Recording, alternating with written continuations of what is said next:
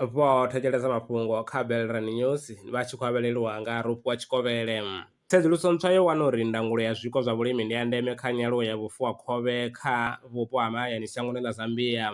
Vha Tsedzuluso vho shumisa data u bva kha vhalimi vhaṱuku vha khovhe vha 43 mawanwa o gandiswa kha Journal ya Agroecology and Sustainable Food Systems.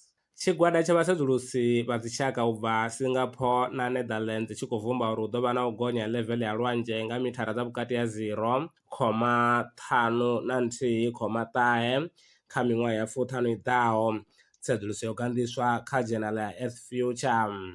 A khou guma ngorali mafhungo a Belran News, maṅwe mafhungo kha vha lindele tshifhingani tshi ḓaho ane vha ḓo ḓi dovha vha ḓiseliwa nga Rupu wa Tshikovhele. Ndaa. Belran Brands Fast Foods vhengele ḽavho ḽo vha farela zwiḽiwa zwa maimo nahone zwa u ḓifhelela. A vha ḓi vha fhe nyanḓala nga u ḓiwanela zwiḽiwa nga mutengo wa fhasisa. Plate ya ṋama ya kholomo ndi 40 randa fhedzi, plate ya magulu nayo ndi nga 40 randa fhedzi, ngeno plate ya vorosi na mukokoroshi hu 35 randa fhedzi. Ri dovha ra rengisa machips, magwinya, tea na coffee ngeno ri tshi deliver kha vha re Thohoyandou. Vha ri wana Elegant Garage, JJ Motors ya kale, tsina Glass Fit kha ḽa Thohoyandou. Kha vha fonele Masa Mulaudzi kana hu ḓivha ene Mulaudzi zwino 071 430 4461.